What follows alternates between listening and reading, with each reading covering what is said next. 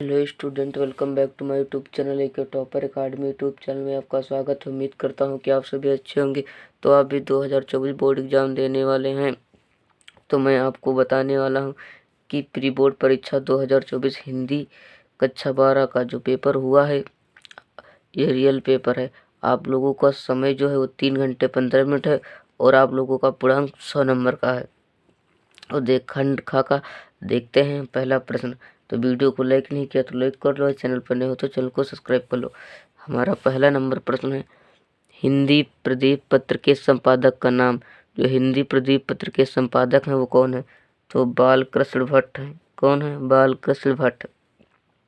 हमारा खा नंबर प्रश्न है, 84 वैष्णवन की वार्ता के लेखक हैं। 84 वैष्णवन की वार्ता के लेखक जो हैं वो हैं गोकुलनाथ। कौन है? गोकुलनाथ। हमारा ग नंबर प्रश्न है, कबीर पुस्तक के लेखक हैं। जो कबीर पुस्तक के लेखक हैं वो हजारी प्रसाद हैं। कौन है? हजारी प्रसाद जी। हमारा घ नंबर प्रश्न है, हरशंकर परसाई का निबंध संग्रह है पगडंडियों का जमाना। क्या है? पगडंडियों का जमाना। रिपोर्ताज के लेखक हैं विष्णुकांत शास्त्री जी। हमारा दूसरा प्रश्न, नीचे नीचे दिए गए विकल्पों का सही विकल्प चयन करके लिखिए। लिखना है। हिंदी का प्रथम कवि माना जाता है। हिंदी का प्रथम कवि माना जाता है किसको? सरहपा। किसको? सरहपा को। खालिक बारी के रचयिता हैं। खालिक बारी के रचयिता हैं तो वह अमीर खुसरो। कौन है? अमीर खुसरो। रिक्त मुक्त कवि हैं। रिक्त मुक्त कवि कौन है? वो बिहारी जी हैं। और हमारा घ नंबर प्रश्न है, श्रृंगार रस और वात्सल रस के अमर कवि हैं तो सूरदास जी हैं। हमारा अगला नंबर प्रश्न, निम्नलिखित में से कौन सी खड़ी बोली का प्रथम महाकाव्य है? तो है प्रिय प्रवास। कौन सा है? प्रिय प्रवास है। देखते हैं हमारा अगला नंबर प्रश्न, जो तीसरा नंबर प्रश्न, दिए गए गद्यांशों में से किसी एक गद्यांश के प्रश्नों का उत्तर दीजिए। जो आप लोगों को 10 नंबर का है। 5 प्रश्न रहते हैं, प्रत्येक प्रश्न 2-2 नंबर का है। देखते हैं, आप लोगों को इस गद्यांश को पढ़ लेना है और इसके दिए गए आंसरों को, उत्तरों को, इसके जो प्रश्न दिए गए हैं इनके उत्तर अच्छे से आप लोग लिख लेंगे और अपनी तैयारी बेहतर बनाएंगे। इसमें 2 पद्यांश दिए होते हैं, 2 गद्यांश, एक पहला एक दूसरा। आप इससे पहले वाला कर सकते हैं और अथवा में भी दिया हुआ है, चाहे तो आप ये कर सकते हैं। तो हम देखते हैं अगला नंबर प्रश्न क्या कहता है। हमारा 4 नंबर प्रश्न है, दिए गए गद्यांशों इसे किसी एक का करना है। आप लोगों का किसी गद्यांश सॉल्व करना है, चाहे तो ये कर सकते हैं और ये कर सकते हैं। अथवा में भी दिया गया, प्रत्येक 10 नंबर का है।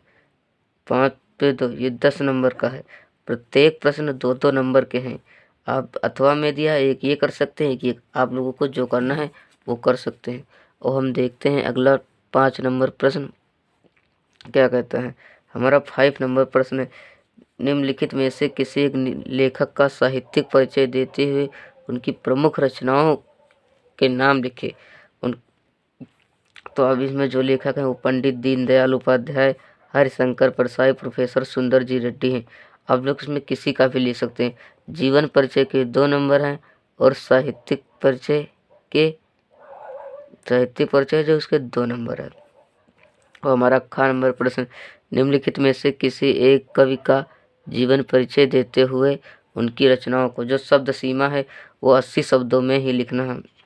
सुमित्रानंदन पंत, सूर्यकांत त्रिपाठी निराला, जगन्नाथ दास रत्नाकर, आप कोई भी लिख सकते हैं, इससे कोई दिक्कत नहीं।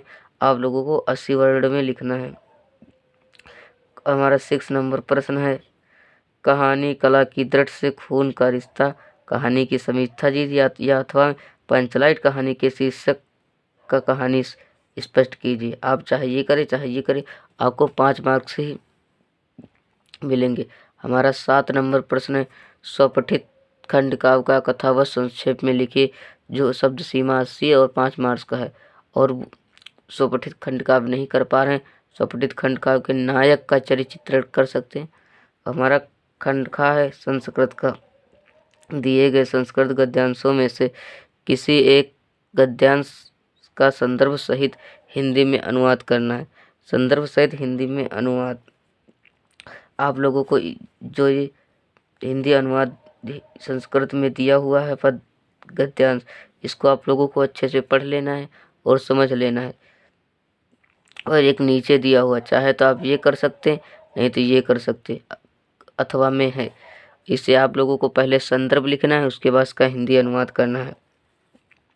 हम देखते हैं खंड खा। हमारा जो खंड खा है वो क्या कह रहा है।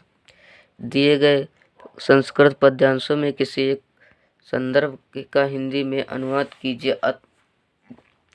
ये एक संदर्भ है और दूसरा मतलब एक ये है और एक ये। आप लोग सबसे पहले इसका संदर्भ लिखेंगे। इसका संदर्भ लिखने के बाद इसका हिंदी में अनुवाद कर देंगे। आप लोगों को 7 मार्क्स मिलेगा। कितना?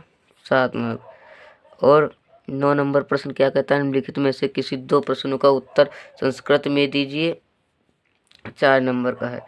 ये पहला है, कस वर्णम सर्वश्रेष्ठ वर्तते। और देखते हैं दूसरा क्या है। और ये चार प्रश्न है। आप लोग 4 प्रश्न दिए हैं, इनमें 2 करना है, 4 मार्क्स मिलेंगे। और हमारा 10 नंबर प्रश्न, रौद्र रस तथा वात्सल रस का स्थायी भाव के साथ उदाहरण सहित लिखना है, 2 नंबर का है। और अतिशयोक्ति तथा अथवा उपमा अलंकार की परिभाषा उदाहरण सहित लिखना है। और रोला अथवा उपेद द्विवर्जा का लक्षण लिखते हुए उसकी एक उदाहरण देना है। ये आपके 3 प्रश्न लगातार हैं, 3 प्रश्न हैं, वो भी 2-2 नंबर के, 6 नंबर के हैं। हमारा 11 नंबर प्रश्न, निम्नलिखित में से किसी एक पर अपनी भाषा शैली में निबंध लिखिए। और 9 नंबर का आप लोग निबंध लिखते हैं तो 9 नंबर का निबंध है। चाहे नई राष्ट्रीय शिक्षा नीति 2024 परहित सरिस धर्म न भाई, स्वच्छ भारत अभियान, प्रदूषण की समस्या एवं समाधान। ये इस पर मैंने ऑलरेडी वीडियो पहले से बना दिया, आप लोग जाकर देख सकते हैं। और आप लोगों को ये 12 और 13 प्रश्न आप लोग इस वीडियो देख लो और इनको हल कर लेना। देख लो 12 और 13 नंबर प्रश्न। और हम आते हैं 14 नंबर प्रश्न पर। निम्नलिखित में से 2 वाक्यों का संस्कृत में अनुवाद कीजिए।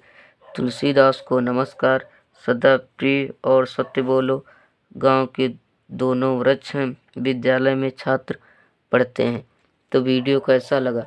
वीडियो अच्छा लगा तो वीडियो को लाइक कर लो और चैनल पर नए हो तो चैनल को सब्सक्राइब कर लो। इस चैनल पर 2024 बोर्ड एग्जाम की संपूर्ण तैयारी कराई जाती है।